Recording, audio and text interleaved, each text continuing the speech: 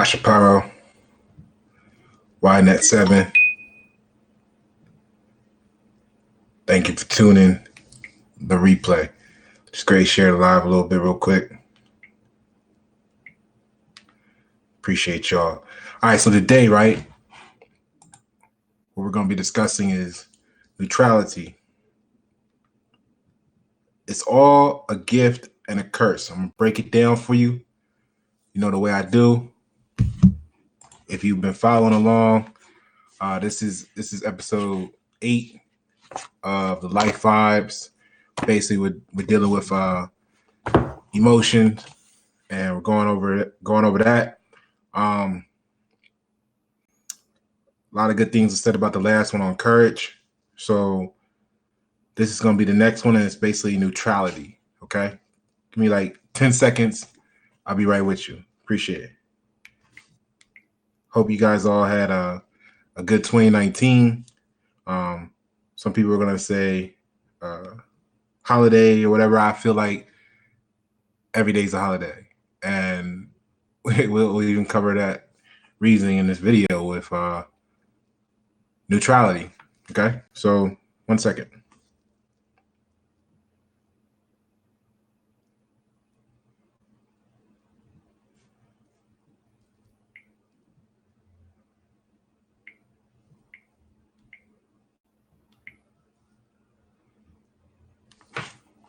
All right, so look, right, neutrality. Now, what is it to be neutral? You know what I mean? What does it feel like? You see what I'm saying? When you look at these faces, like, I think if we were to do a random survey, I think a lot of people are going to be able to identify with the happy face. A lot of people are going to be able to identify with the frown. And many people are going to feel odd or awkward when they see the neutral one, because it's like, how can you be in between? You're either happy or you're sad. Like, you got to be one side or the other, you know? It's always that, you always get that, right? So let's see what neutrality is before we get started. And you know we're going to go into the book for a little bit, Power versus Force. Make sure you pick that up if you haven't already. So got my notes as normal.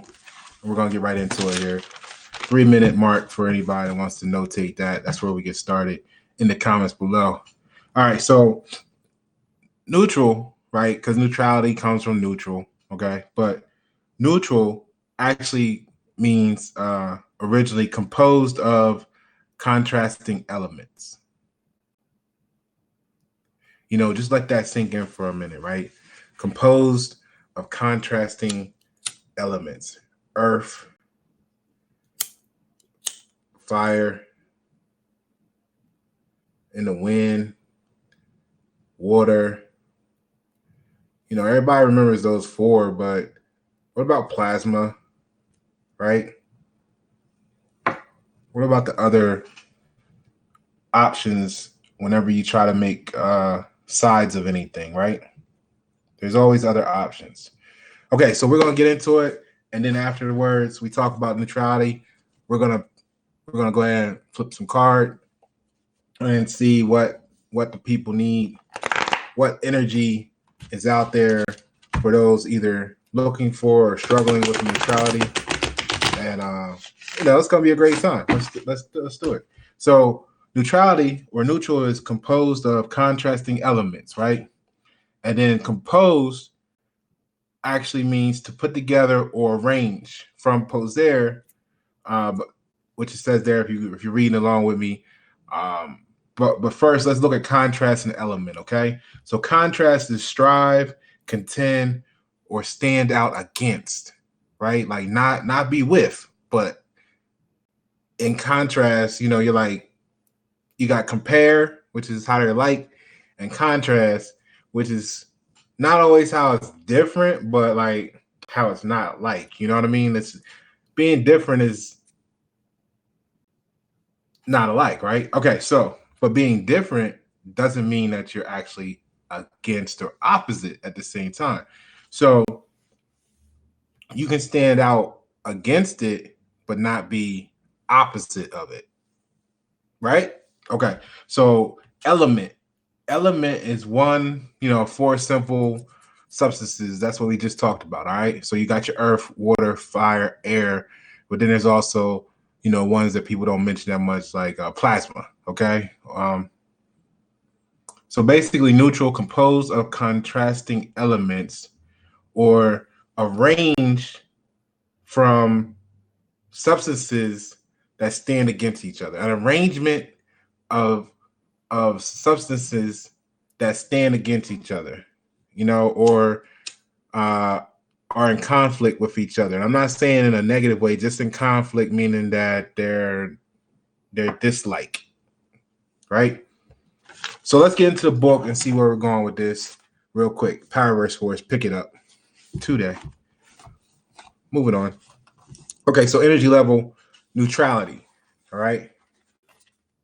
It is energy becomes very positive as we get to the level that we have termed neutral, because it is epitomized by release from the positionality that typifies lower levels below 250. And what they're talking about with the levels and the numbers is they're giving each level of consciousness a certain energy measurement, okay, a value, so that you can see kind of like a scale as it goes up, so it has some sort of relevance and it makes sense, right? So so because it is epitomized by release from the positionality that typifies lower levels below 250. Consciousness tends to see dichotomy,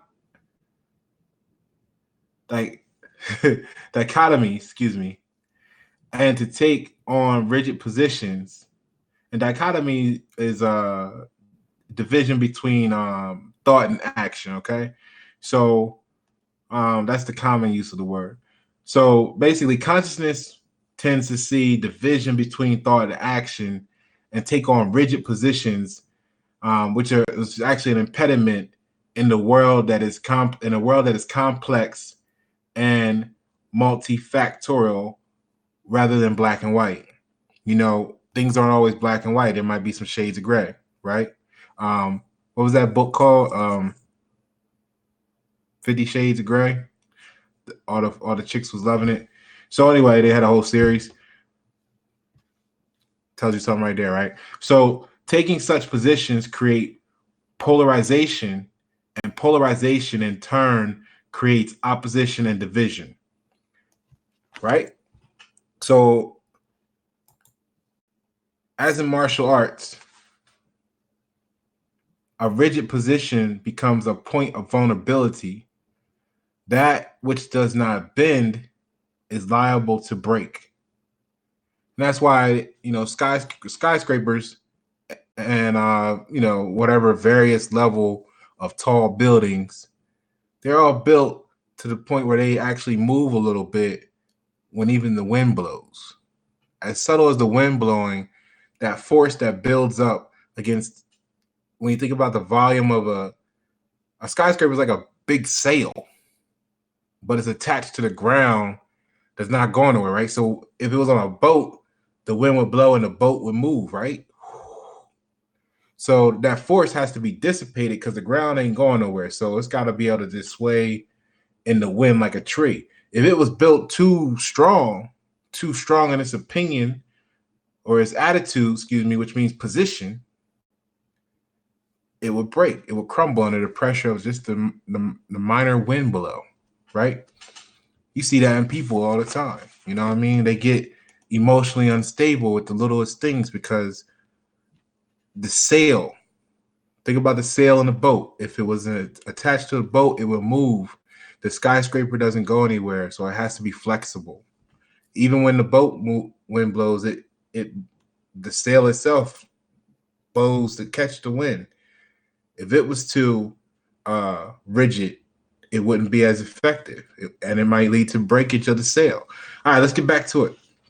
Right. So, as in the martial arts, a rigid position becomes a point of vulnerability. That which does not bend is liable to break. Rising above barriers or oppositions that dissipates one's energies, the neutral condition allows for flexibility and non-judgmental, realistic appraisal of problems. We're going to get into the yin and yang of things in a minute. Stay with me. Share the live. Okay, so to be neutral means to be relatively unattached, right? Unattached to outcomes. Not getting one's way is no longer experienced as defeating, frightening, or frustrating. I'm going to say that again because that's huge. That's huge. To be neutral means to be relatively unattached. They're gonna call you crazy. Like, what's wrong with him? What's wrong with her, man? She just flatline face, right? Where's it at? Hold on, let me pull it up for you. Flatline face. We don't understand. All right. So to be neutral means to be relatively unattached to outcomes, not getting one's way, not getting one's way is no longer experienced as defeating, frightening, or frustrating. That's freedom. That's freedom. Because see, when you take a side, I'm pausing from the book here for a moment. When you take a side, it's like signing a contract. Now you always got to be what that side is, or else you're hypocritical. That's why I don't do titles, because I'm free to decide. When you don't do titles, you are free to do what's right. You see what I'm saying? You're free to do what's true.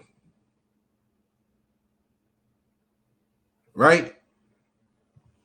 When you don't take titles, you're free to do what's true.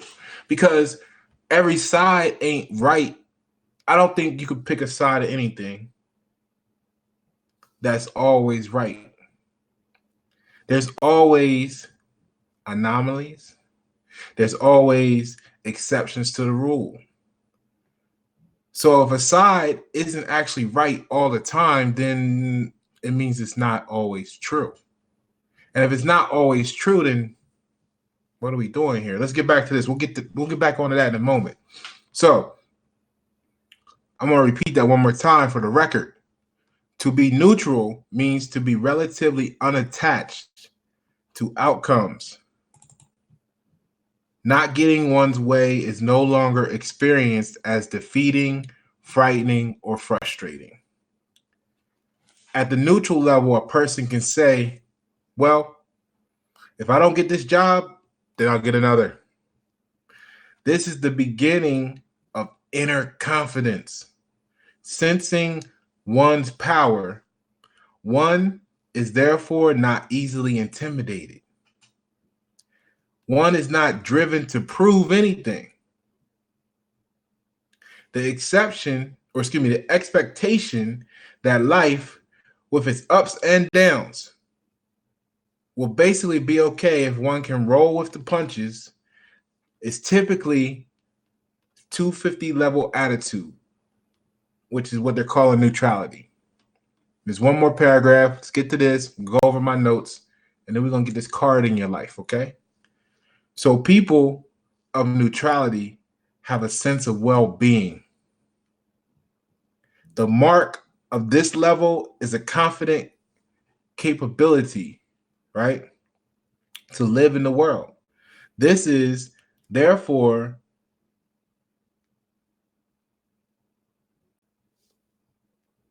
a level of safety, right? People at this level are easy to get along with, safe to be around and associate with because they are not interested in conflict, competition, or guilt. In other words, they look like the yellow face and they may be surrounded by red and green faces, right? Because to be happy, you have to win your conflict or else you're sad. In competition, if you focus on competition, if you don't win, you're not green. Right?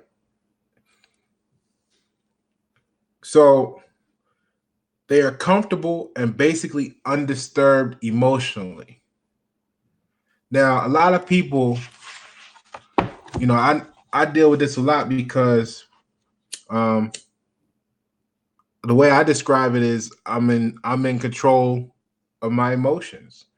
I don't let things I feel, but I respond, not react. So I'm in control of my emotions. And what I've learned is that emotional people, and this is not saying that it's a right or wrong thing about them, but you got to learn what's around you and who's around you and who people really are. It helps with communication, right? Can we agree to that? Okay, cool. So emotional people communicate with emotion. That's why you can actually give all the words you want to them and they won't get it because they communicate with emotion. So there's one or two things that's got to happen there. Either they gotta you both accept who you really are and you be neutral and just focus on the conversation, or you're always gonna have one happy, one sad, because whether it's the emotional or the analytical, or linguistical, so to speak, one person is gonna feel like they're not being understood. So whatever, it's always gonna be like ups and downs, right? So that's where you just gotta just be neutral and communicate. Okay, so don't judge. Everybody's free to be who they are. Just learn who they are so that you can accomplish your goals easier, right? So people of neutrality have a sense of well-being marked by confident capability living in this world. This is therefore a level of safety. People at this level are easy to get along with, safe to be around and associate with because they are not interested in conflict, competition, or guilt. They are comfortable, right? And basically undisturbed emotionally. So that person that communicates emotionally is going to feel like, or may feel like, in their own way. And pay attention to this. If you're a person that you feel yourself is in control of your emotions and you're looking at other people like this, pay attention to their actions, because what they're feeling like possibly is that you're probably looking at them as they're emotionally unstable in your description, and they're looking at you like you are emotionally unavailable. Okay, that's important. Pay attention to that. So the attitude is non-judgmental and does not lead to any need to control other people's behavior. In those situations, a lot of y'all too gonna find y'all arguing a lot, or not to say y'all arguing a lot, but when you break down in your life the amount of time you arguing, which may be this much, right? A lot of that is coming from the other person wanting to control, or at least one of the persons wanting to control the other person's behavior. The person that's linguistic wants the emotional person to just talk. Why can't we just talk about it? Why is it always got to be the rah, rah, rah, rah, and energy outburst and upset and all this stuff, or chaotic, whatever, right? The emotional person wants the linguistical person to communicate with emotion, which neither one of them at that very moment may understand how to accomplish that or do that because they are who they are and they're not who the other person is. Fire, earth, wind. And believe it or not, there's water in here too. So, anyway, instead of trying to convert everybody, just learn who that person is, know your strengths, know your weaknesses, observe their strengths and weaknesses, and now y'all can work together on shit. As long as you stay, where's my faces at? Neutral. You know what I mean? All right, so this attitude, right? Finishing up this paragraph here for you. This attitude is non-judgmental and does not lead to control other people's behaviors. Correspondingly, because neutral people value freedom, they are hard to control. So now, correspondingly, because neutral people value freedom, they are hard to control. Everybody's trying to get you to take a side. Choose a side, pick a side, whatever. And you're like, nah. So now they're fighting you. You're the outcast, whatever. You're all these terrible things, right? Because you won't pick this side or that side. You won't pick green or red. You want to be yellow. What's wrong with that, right? So the quote up here, it says, listen, of course money changes everything, but so does sunlight, so does food. These are powerful but neutral energy sources, neither inherently good nor evil, but shaped only by the way we use them. Ain't that true about everything in life? Ain't water good and bad, right? They got to the point now they selling you good water, and then they got products they selling you because you supposedly got bad water, right? The air you breathe, it's good, it's bad. You need a respirator. You need to get out in nature. You know, good air, bad air, good light, bad light, good food, bad food. You got a good car, bad car. Everything's good or bad. Why can't it just be? Right? It is what it is, right?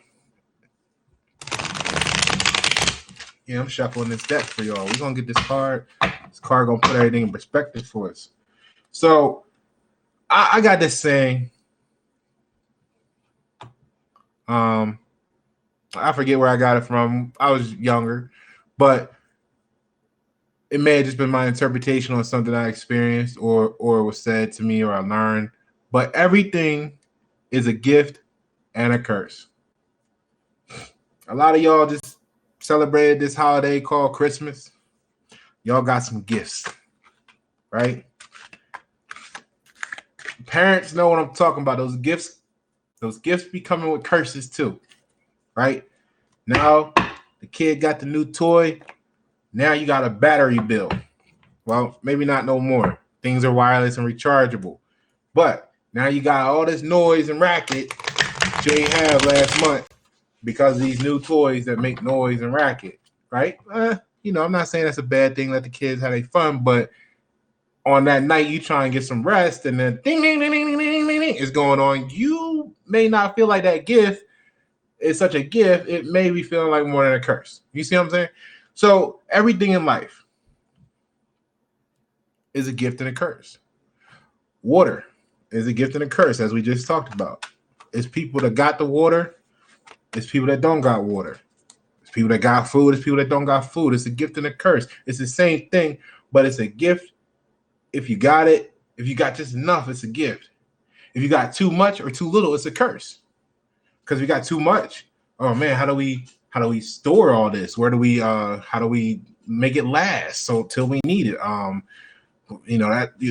If you don't got enough, it's like we need this. We don't have none. So everything's a gift and a curse at the same time.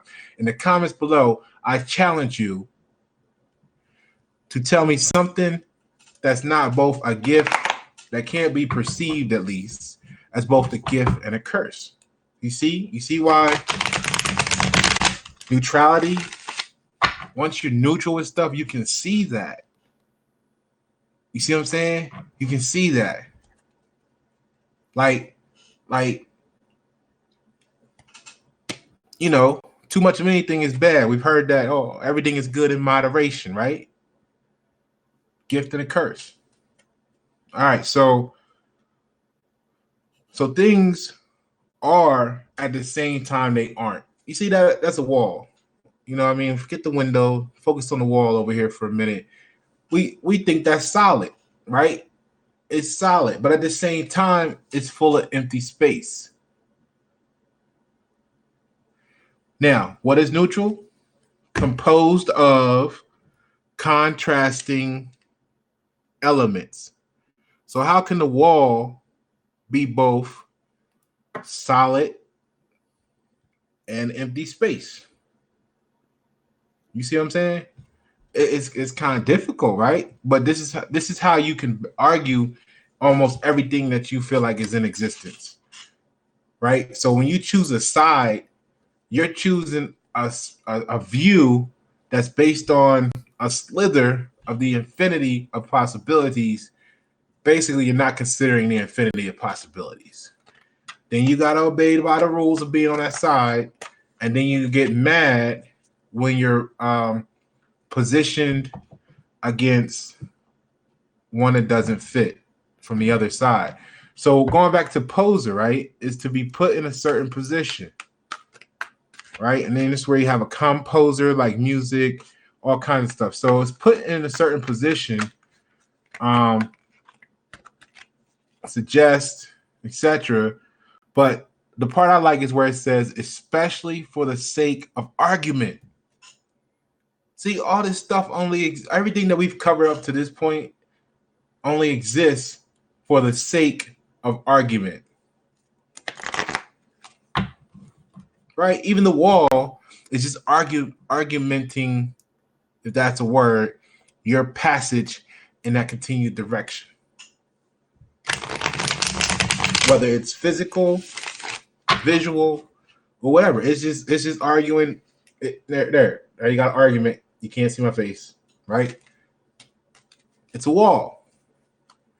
It's put there to argue your passage, whether that's of light or physical you. But now let's go back to the regular conversation of things. The argument comes about. Let me get my cue. All right. See? Check it out. Here's the argument. What's the opposite of dualities? I like this, so I feel like I share it with you guys. What's the opposite of dualities? And the other one says ones, singles, honesties, truths, loyalties. Now check it out, right? What I like about this is you see where it says hot and cold? How many times you've been in a room and somebody's like, I'm cold, I'm turning the heat on. Or somebody in the room saying, it's hot, can you turn the air on? Or even outside. Or somebody in the summertime waiting for it to get winter. Somebody in the wintertime waiting for it to get summer, right? So the thing is, there's a million ways to argue hot versus cold. When is it exactly hot? And when is it exactly cold? You know what I mean? And who decides what hot and cold is? What's hot in New York isn't what's hot in Brazil, right? So what's warm in Alaska isn't the same thing in Egypt. True? Okay, so the yin and the yang, though. Now, when I talk to people about the yin and yang, it represents duality. I see it in another dimension because I practice neutrality. And what I mean by that is I see another part to the yin and yang that often gets left out. Okay? And that is the line that nobody mentions. It goes in between the yin and yang and around the whole circumference. It is the border. Okay?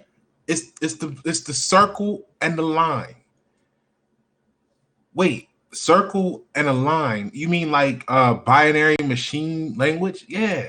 A circle and a line. Wow. It's either on or it's off. There is no in between. Hold on. Let me explain. That's what y'all want, right? So the border between the two is the only thing. The border between the two, yin and yang, because even though we're looking at it in a black and white image, technically there is a border, and there's a border encompassing the whole thing. The border between the two is the only thing that doesn't belong to either the yin or the yang. Y'all don't hear me. Y'all don't. I'll give y'all a second with that one. The border between the two and the circumferencing ring, which is a border for the whole circle, so to speak, is the only part that doesn't belong to the yin or the yang. It's neutral. Now look at this yin and yang thing again. All right. And I like that because the line, the zero, right? It's just like darts. Like if you throw a dart and it doesn't hit one of the actual parts that has a value, if it hits the line, I think, I may be wrong, but I know if you hit the border or there's somewhere on there you can hit that's still on the board, but you don't get no value because it's not actually part of the value-driven spaces. You know, I might be wrong, but you get what I'm saying. The line don't count.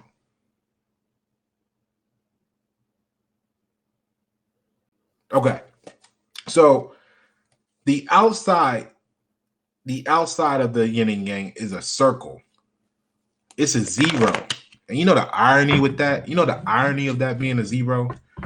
The irony is that zero is the only number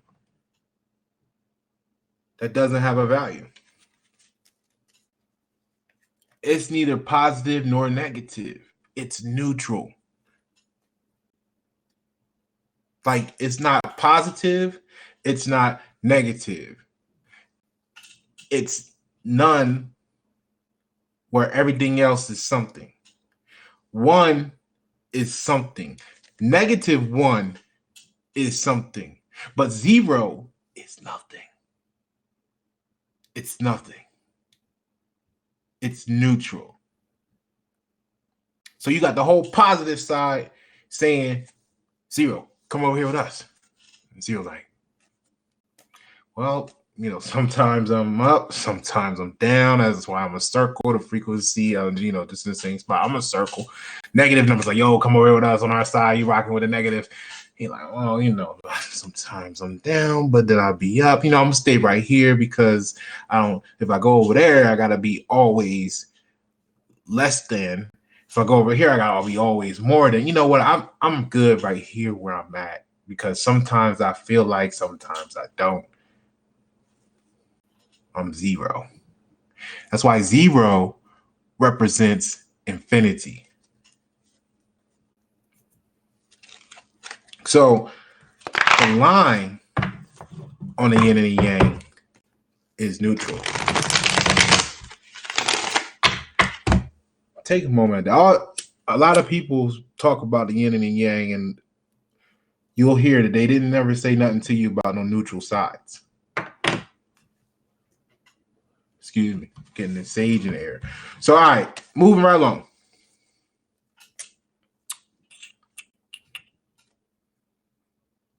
And last thing about the yin and yang. If you look, right, the yang, this is the issue with these taking sides. They're not right all the time. So how you gonna fully commit to a process or a thought process if it's not completely right all the time? You're setting yourself up for these failures, and that's what's frustrating. Okay, so if you look closely at the yin and the yang there, you'll see in the yang side there's some yin in it. On the yin side, there's some yang in it. That's why it's a duality. You can't actually have one without the other. That's why it's an argument of which is which. Now let's look at this list here. Okay. Active, passive. Okay. We talked about hot and cold. What about warm? Can it be warm? Can we just say it's warm, people? Does it always gotta be hot and cold? Life and death, right? Life and death. What about existence?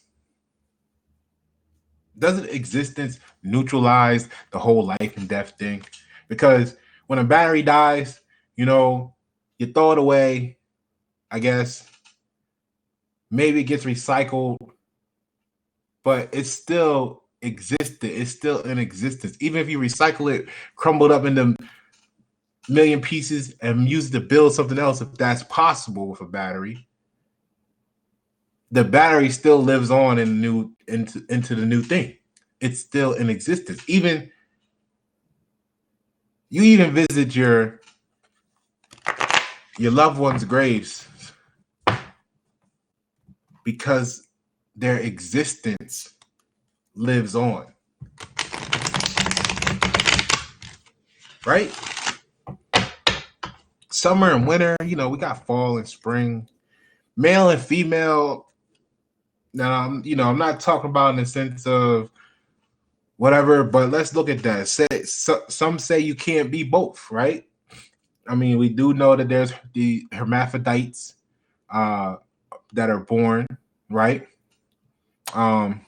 We do know that some say to climb to the highest point in certain levels of, let's say, consciousness or states of being is to be completely balanced with male and female energy, right? So you got day and night. I mean, well, so yeah, the male and female energy, can they both be right? The ones that are saying you can't be both, and the ones that are saying you're supposed to be completely balanced with equal half and half male and feminine energies, can they both be right? Do you know when this one is right and when this one's not right? I mean, how can you commit? Right? So day and night, when does day officially become night? Like that you want to see an argument? Argue that. When is the moment that day officially becomes night? Put that in the comments below. Let me see how that conversation go. At what point exactly does day become night? Odd and even is odd because 0 is even. You know what I'm saying? So that's the one that I don't even understand that myself, but 0 technically they say it's even though it's completely neutral and everything else. So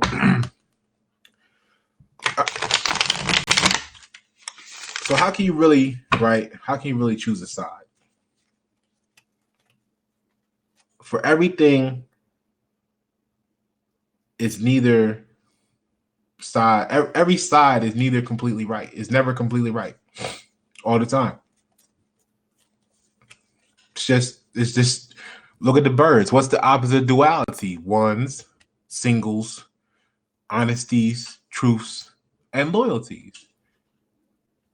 That's why they got this whole, your loyalty coming into question, because you chose a side, and then you get to a point where you realize, you're like, the other side is right. Now this whole side, because you got this contract, is questioning your loyalty or your truths. Or you see what I'm saying? So what's the opposite of duality? Ones, singles, honesties, truths, and loyalties. I love that in this common sense of the word. So don't be going back to here, right? Bring back up the skyscrapers for you. Don't be too hard on yourself. Even a skyscraper moves when the wind blows. If not, it will crumble. Okay? You think the water droplet is up there saying, I wish I was a snowflake? You know what I mean? Like, is it really arguing? No, it knows it's water. It's living the life of water. It's experiencing the existence of being water. It's gonna flow. If it was focused on which side it wanted to be, ice, water, or gas, it would be missing the beauty of being able to flow through this stream as a water droplet and seeing this nature from the perspective of, it would be totally oblivious to the beauty of its environment because it's too busy talking about which side of the water spectrum it wants to be on. It's water. Where's my Bruce Lee? Be water, my friend. And those of you that know this quote know what I'm talking about. Okay? Be flexible. And in being flexible, that's what neutrality does for you. It allows your flexibility. Because if you're too rigid, you're going to find yourself in a position where all your rules and regulations and the contracts you sign doesn't hold any water. Then you're going to feel crazily hypocritical. All right, let's get this card pulled up. So just remember, be like water, quote that, credit to Bruce Lee. All right. Don't take my word for it, take his. Pasha Pyro, it's YN7. I know you know someone that needs to hear this today. All I ask is that you share the live. You hit me with the Cash App. If you want to make donations, it'll be Cash App, $ YNet7, just like the channel. So all donations are welcome. Looking forward to bringing y'all some bigger, better content. Let's see what we got here on this card. Okay? Neutrality. What does the cards have to say about neutrality? Now remember, it's not a good or bad. It's just going to be, it should just be a neutral thing, which is a good thing because you're flexible and you're open to all stuff, whenever it's needed. Like people that be like, oh, how they gonna never kill nobody? You know what I mean? Like if you say that, I look at people that say that. Hold on. I look at people that say that.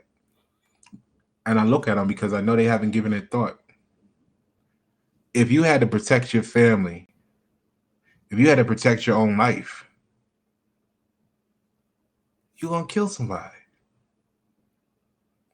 I'm not gonna say, if you just wanted to, all this other petty stuff, but if you were in a position where you had to protect your family or your own life, you would kill somebody. So when you make that statement, see, you're looking at it from the sense of yin and yang. Right, wrong, oh my God, that's evil. How could you do? There's evil people. No. I mean, I'm not saying that what that person that might have done that you're looking at that moment wasn't right or wrong, whatever. That's not for me to judge. But what I am saying is, for you to make that statement shows you haven't given it much thought. But anyway, let's get into the card. All right, let's get the water flow on the screen for a minute here. Let's see what we're gonna do. Look at that. I wish I had some water sound for y'all. I'll put it on there. Let y'all get that aqua therapy. Okay, so here we go.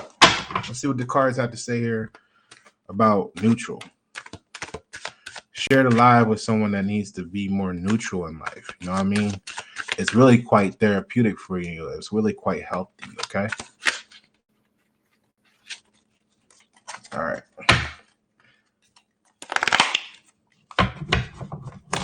One second here.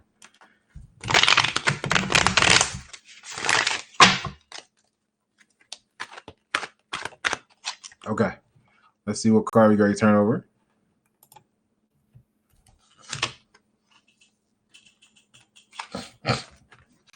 The star. The star card. All right, hold on a second.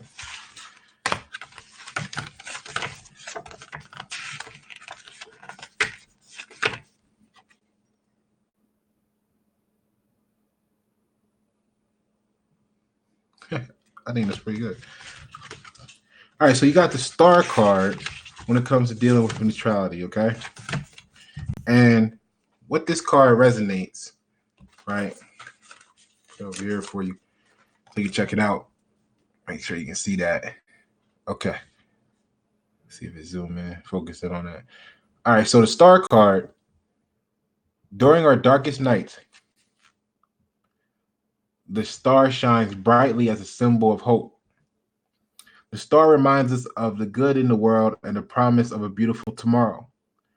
A tiny glimmer of light leading us out of darkness and confusion. Night and day, you got the stars, right?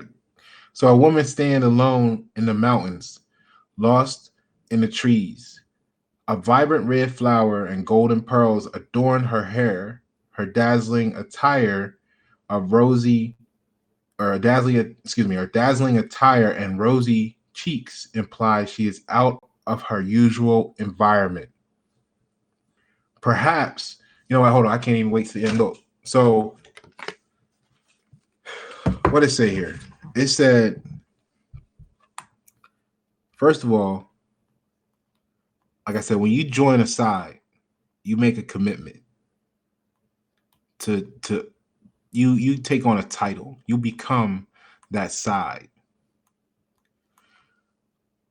You lose hope. Basically, you lose the hope that anything about the other side ever could be real or true. Ever. Ever. And isn't one of the sayings, never say never? So, okay. But let's get into this part here.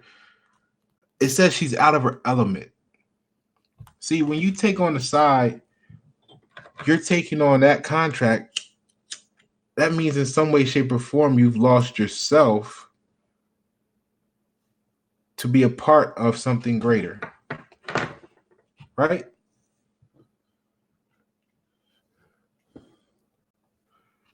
Right? So we look at this yin and yang. There's some yin in the yang. There's some yang in the yin. All right, so she lost track of herself. She's out of her normal environment because now you completely went to the right or left instead of just being in the middle, flexible. And now you got this rigidness you got to adhere to, this robustness. Okay?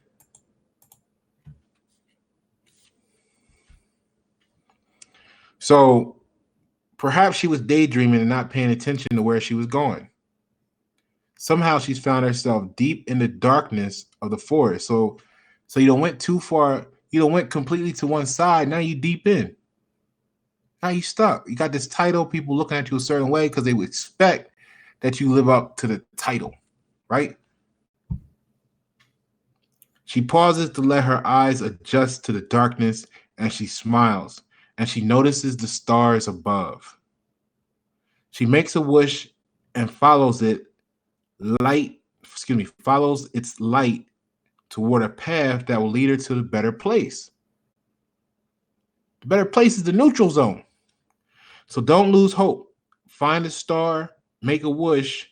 You may have lost your way and found yourself on one side or the other of things, right? When in reality, you'll be back on your path soon. Have faith in yourself and the world you've built for yourself. So, like I said, that line is neutral, right? That line is neutral, okay?